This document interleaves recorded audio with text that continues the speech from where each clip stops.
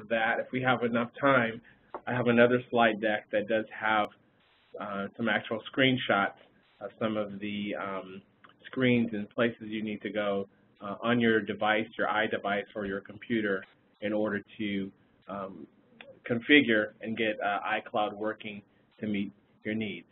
You'll hear me say terms and see in the PowerPoint things like iDevice. iDevice will refer to things such as your iPod, your iPhone, and your iPad, and then you'll see things that refer to Apple or Mac that refers to either your desktop Mac or your MacBook laptop, your MacBook Air or MacBook Pro or something of that nature. Okay? All right, so let's see. Why don't we go ahead and get started here. Let's go to the next slide. Okay, so what is iCloud? iCloud, or the cloud, and you hear two different things. iCloud is Apple's version of cloud storage or cloud computing, and iCloud is a service that allows users to access resources such as storage and use those resources to ease the computing experience. That is my personal definition of what it is, and when I began to look at it and dive into it, that's pretty much a generic definition of what I could come up with that would accurately explain what it does. Technically, it's more than a hard drive in the sky. However, the way it's integrated into Apple devices, users don't know the difference. So in a general sense, it's a way to store your additional files or extend your storage for your iDevices, and in some cases for your desktop or laptop computers. It's a way to extend your storage for that, but more predominantly, it's a great feature that allows you to synchronize your applications that are built in with your Apple products. And we'll talk more about that as we go through the slides. So how does it work? So the way it works is you need to set up iCloud either on your iDevice, your iOS device, using your Apple ID, and you can also set it up on your computer as well, either your MacBook, your desktop, or your MacBook Air or Pro. You can set that up using your Apple ID as well.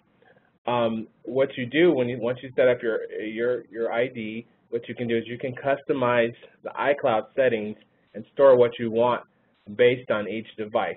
It gives you full capabilities of only storing, let's say, your calendar, or if you only want to store your contacts, you can select that from each of the individual devices and have it store that data in the cloud. What it does then is iCloud will wirelessly push that data out to your iOS 5 device and your computers. And so it's integrated with most of your Apple applications, so everything happens automatically and you don't have to do anything. That's the great part about it, is it works seamlessly, and there's really nothing that you have to do as a user in order to store your data in the cloud except make sure that it's turned on your individual devices. If you purchase a new device such as an iPad or something of that nature, and when you're setting it up in some of the applications, it will ask you if you want to store your data in the cloud. If you do select that, then you must make sure, of course, that you have your ID for your cloud account, and that will automatically begin to store your data on the cloud services. So some additional information is, for instance, in contacts or calendars, if you add a new contact or an event on your calendar, what it does is iCloud will then store that information in the cloud and pushes it and syncs it up with your other devices through the cloud. It's automatic. It's actually very fast. If you purchase any songs in iTunes on your computers, then what happens is that those purchases are then available and for download later if necessary, and they're pushed out to those devices as well, so that everything is synchronized on your devices. If you take a photo with your iDevice, then that also is stored in the cloud in something that's called PhotoStream, and we'll talk pretty extensively about that because that's sort of an area that has a lot of questions. But the photographs are stored in PhotoStream and pushed through the cloud. That way they're synchronized with all of your devices as well. If you use any of the applications in iWorks, such as Pages, Keynote, or Numbers on your iPhone, your iPad, your iPod Touch, then those documents, you have the capability of storing those documents in the cloud as well. So there's really no need to dock your device to sync it if you're using the cloud services, because everything is pretty much stored in the cloud and it's automatically pushed out to your devices without any actions from the user. Okay, so what does iCloud store? I'm just going to go ahead and click through these since we had a little issue with our slides here. Whoops, go back. Sorry about that. So what does iCloud store? It stores your music purchases we talked about. It stores your photos. It will store your applications. It will store your contacts. There's also a mail feature that we'll talk about that as well. It will store your calendars. It will store your documents, your iWorks documents. It will store books that you purchase through iBooks. There's the option to also do some backup on your iOS devices. And there are a few more features as well that we'll talk about. But it pretty much covers the gist of your data and your information that you need to store. And again, it makes it seamless and it synchronizes it between multiple computers, or devices, excuse me. And we'll go into these a little bit more in detail in a few moments. So how much space do you get? When you sign up for an iCloud account, right off the bat, you get 5 gigabytes of free storage with every account. Some might say, well, that doesn't seem like a lot, particularly if you're using a lot of photos and or music and things of that nature. However, if you look at the bottom there, purchased music, apps that you download, books, TV shows, and photos that are stored in PhotoStream, they don't count against the 5 gigabytes of free storage that you're given. It really uses things such as your iWorks documents, your mail, and some of your settings, other settings. That's what's used to actually determine how much storage you are using. Those types of documents really don't have a large footprint, which makes the 5 gigabytes a pretty sizable amount for you to start. Now, if you do realize that you want to do things such as backup, which is the capability of iCloud, and you do want to store large documents and things of that nature, and you need additional space, you can easily purchase an additional 10 gigabytes for $20 a year, which will bring your total storage up to 15 gigabytes. You can purchase 20 gigabytes or 50 gigabytes for $40 or $100 per year. Once you get to that level of cloud storage, it is reasonable and acceptable if you feel like it to go ahead and get the extra space to protect your data. And it's really easy to purchase the space. You can do that right from your iOS device with a couple of clicks. Okay, so what we're going to talk about first is iCloud Mail. And when I first started working with iCloud, I was very confused by this because I knew about the synchronization features, but I didn't understand completely how it would work. I thought that it would synchronize my existing email accounts, such as a Gmail account or a Yahoo account or something of that nature. But as I began to learn more about it, what I understood, became to understand was that the mail feature is actually a completely separate email account. So in order to access or utilize the email portion of Cloud Mail, you'd have to set up a new account, as you see there on that second bullet, in the naming convention of whatever your email address is at me.com. Once you do that, then you can go into either the web panel for iCloud or on your iOS device or your computers and set up that mail account in order to pull and send email messages to anyone. So what it is, it's also, I believe, positioning Apple, they're positioning themselves to compete with the Gmails of the world, because Gmail does have mail accounts, they have a browser, they have search engine, they have Circles, I think is the name of it, which is similar to Facebook and those types of things. So Apple is getting into the game and extending those who use MobileMe and offering people an email account with a .me.com or at me.com, excuse me, extension, which will identify that you are using an Apple server per se.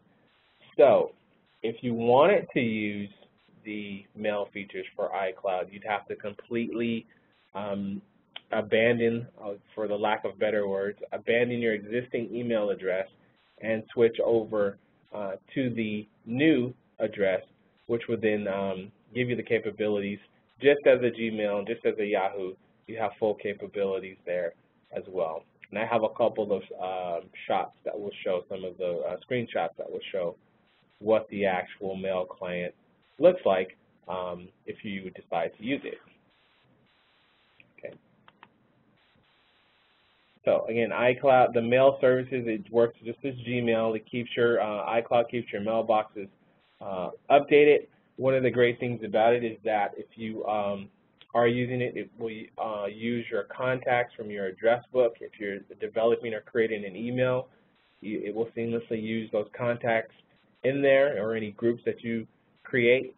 You also have the capability to use up to 3 email aliases with your account, which will sort of mask your address if you don't want anyone really to know where you're sending your email is originating from. You can use up to 3 aliases for that.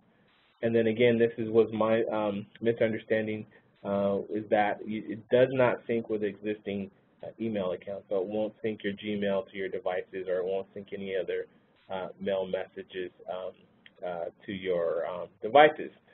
It also, there's the capability of, if you did have a MobileMe account, you can use your MobileMe in order to access your mail and access your iCloud, and there's a tool that allows you to do some migration as well. And I think I have that on one of the slides coming up. Okay, so contacts. If you use Apple products, you're familiar with contacts and/or your address book. So iCloud, once you synchronize it and you set up a new device, it will ask you if you want to store your contacts in the cloud. If you decide to do that, it will basically synchronize your entire address book to the cloud, and all of your addresses are there available for you at any point, at any time, and pushed out to any of the iOS devices. If you have an iPad or an iPhone or an iPod Touch and you're out at some location and you need to find an address that you may be added on a different device, if you look in your contacts, it will be there because it's pushed automatically there. If you add an address when you're out working or at a client site or something of that nature, it will automatically push that address to your other devices. As you can see there, it also supports Outlook Calendar. There's a tool that you can download so that people who are using Outlook can also access their contacts as well. There's no need to attach your iDevice, your iPod, your iTouch, or whatnot to your computer anymore to synchronize your contacts. Those are days of the old. Now, when you add something, it's automatically there, and you don't have to worry about having that information. Now, let's say if you are traveling or you're at a different site and you lose power, like we do on some of our devices, our battery dies, or something happens of that nature, then if you can get access to any computer and get to a web browser, you can log into the iCloud panel and basically have access to all of your contacts from that as well. So it really does a great job of keeping your contacts synchronized. Next, we'll go to talk about the calendar portion of it. And the calendar works pretty much the same way as contacts. It is a web-based application that you can log into a panel and use your calendar, and you can access it from a Windows or a Mac computer. It also works with the calendar on your iDevices as well, whereas if you add a new event to a calendar, it will automatically synchronize that and send those dates and or appointments to your other calendars, so you will never be without appointments or anything that you add in your calendar, and never without an excuse saying it wasn't on your calendar. So it's a good thing or a bad thing. You can create and manage your calendars online for all areas of your life. And again, also any changes that you make are automatically pushed to each of your device where you have iCloud, the calendar set up on that device. I'll keep saying that because it's important to remember. When I teach a lot of classes, a lot of times people will come in and they'll say, oh, my iPad, I have the cloud, but I'm not getting the events on my calendar. And so what we do is I tell them to go look in your settings and go under iCloud and see if it's turned on. And sure enough, 9 times out of 10, it's not turned on. As soon as they turn it on, then the events start to synchronize and everything's working just great. Let's see here. So again, your changes are pushed out, your Windows computer, your iPhone, and those things like that. I think this might be a duplicate slide. So let's go ahead and just jump past this. Okay. Let's go back. I'm sorry. There's one thing that I did fail to mention. That very last bullet there's an option that you can share calendars on iCloud with other people who have iCloud accounts, or you can just publish calendars for public view as well. This is great. I actually last night just set this up for someone else, and I was able to share one of my calendars with them, and they were able to then see all of the events from my calendar appeared on their calendar, and they shared one of their calendars with me, and I was able to see their events as well. You also have the option of controlling if they can edit or just view the options in your calendar as well. And it's very easy to do, and it works actually pretty seamlessly, and the changes do appear on your calendar within moments.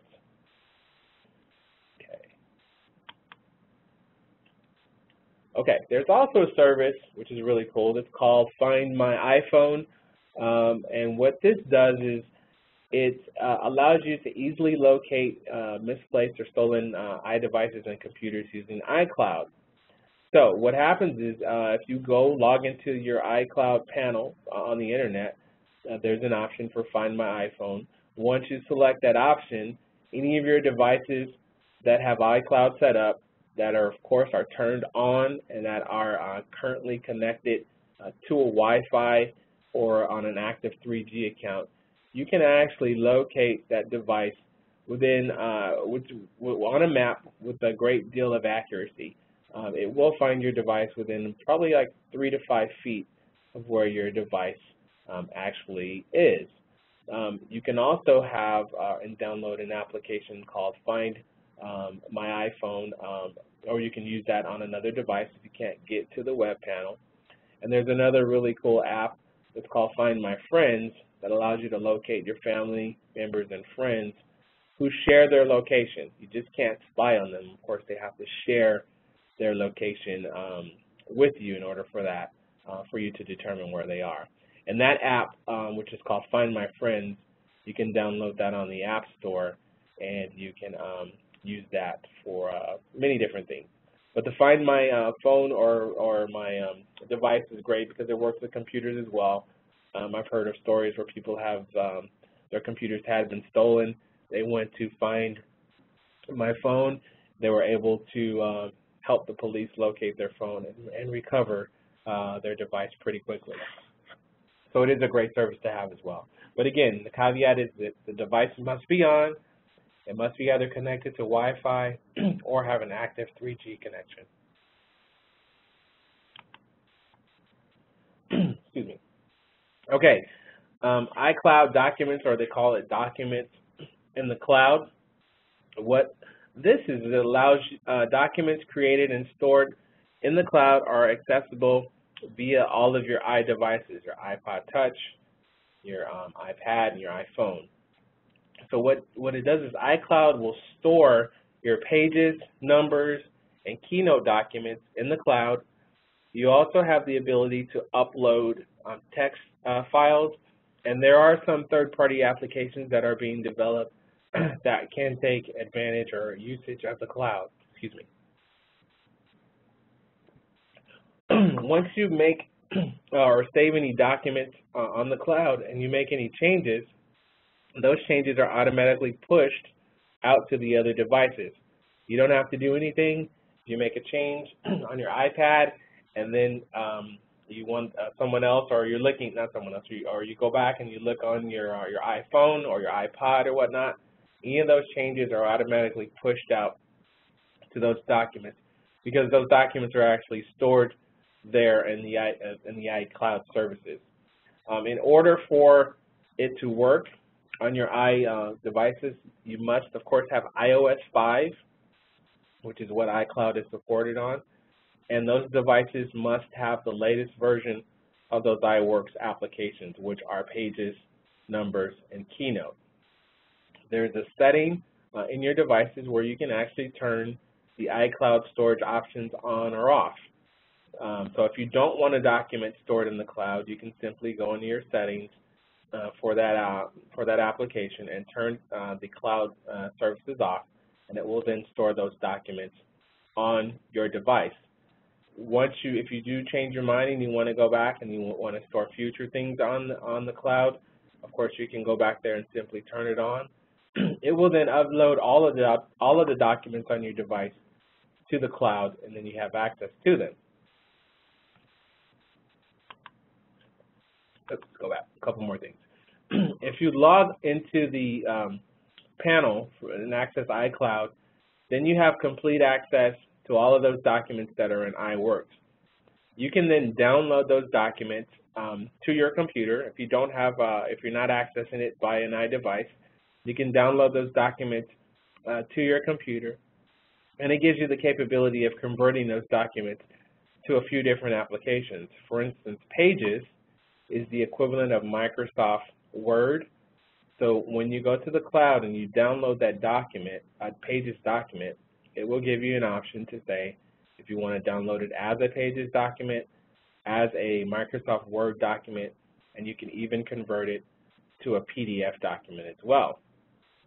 You can also upload documents via the cloud, via your web browser, and have a copy of those documents there as well. So if you are a Microsoft Office user and you want to upload a Word document to the cloud, you can absolutely do that by logging into the web panel and upload that document there. Now, you will need either Pages to open the document, or you can just download that document to a different computer. So if you're going on a trip and you want maybe a tertiary backup copy, if you upload a document to the cloud and let's say you get to your destination and your flash or USB stick doesn't work, you can always just go to the cloud, download that document to that computer you're on, and use that in a Microsoft Word application as well. Okay, let's see. Can everyone hear me okay? Hopefully, if somebody can just post something that they can hear me, that would be great. I think so. Okay, thank you guys. Thank you. That's thank you guys. All right, someone lost the audio, but thank you.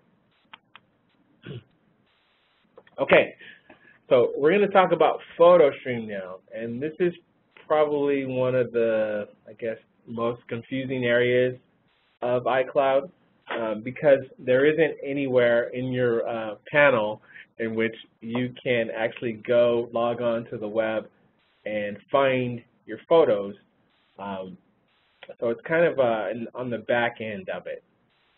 So what PhotoStream is, it's a service again that uploads and stores your photos for 30 days.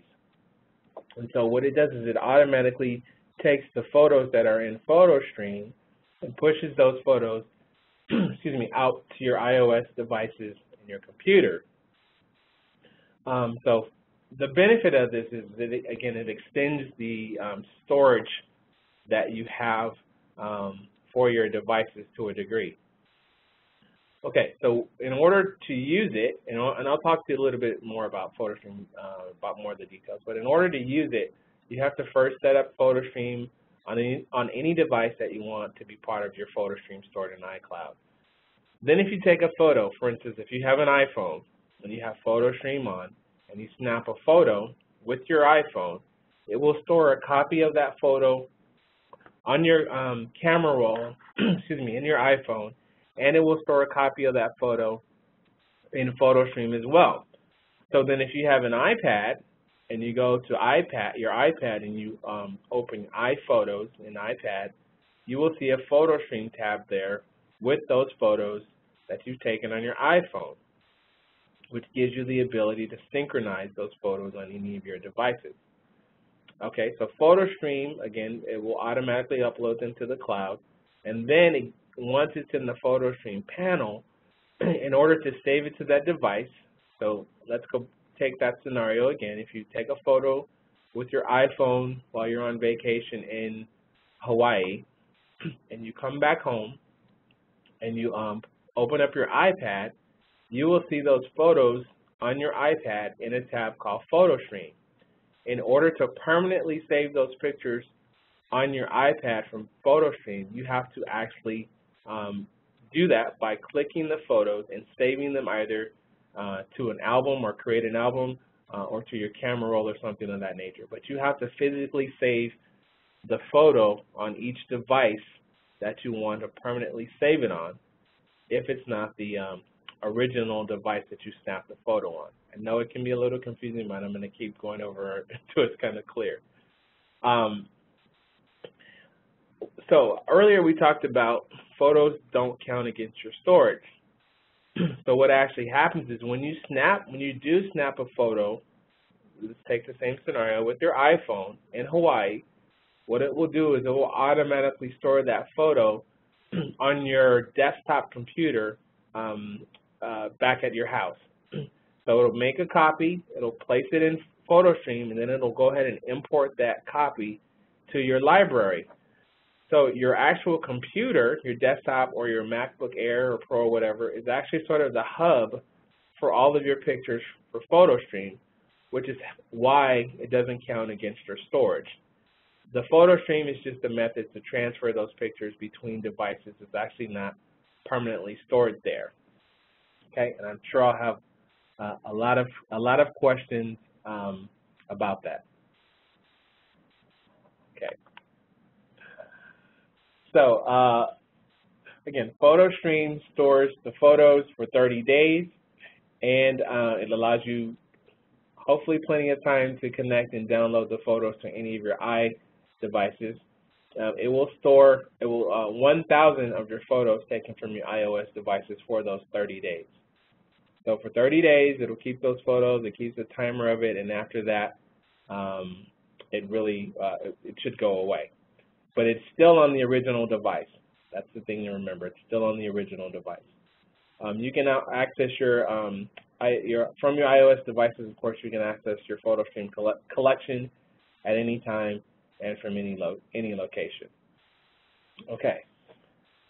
Let's see. I think I have one more slide here on PhotoStream. Okay, yeah, I do. All right. Again, you can save your photos onto your camera roll of your favorite device. The other thing is your photos can't be edited in PhotoStream, and they can't be deleted from PhotoStream at this point. There isn't a method to individually to delete individual pictures from PhotoStream. You actually have to reset your entire PhotoStream, which will then remove everything from it. Before you do that, of course, you need to make sure you save those photos on any of the devices that you want them permanently.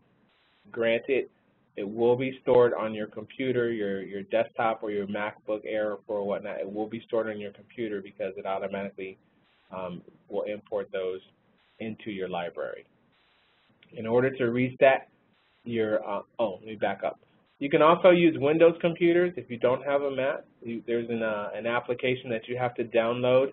It's called the iCloud Control Panel for Windows.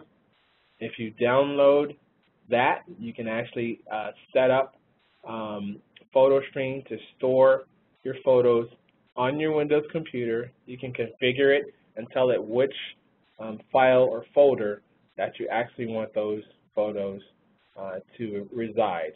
I actually did this last night. It took me about 5 minutes to do it. I snapped a couple of photos, and it stored those pictures directly onto the Windows computer. Okay? All right. Let's see. Oh, okay. So that's it for PhotoStream and for pretty much everything that we covered. So what we're going to do is we're going to try to switch over to the screenshots so we can show you what some of these things look like. If you do require or need some additional training or private webinars or something like that, my email address is listed there. Go ahead and send me an email and I will respond to you. And if you can bear with us, we're going to just switch over, try to switch over to the other presentation.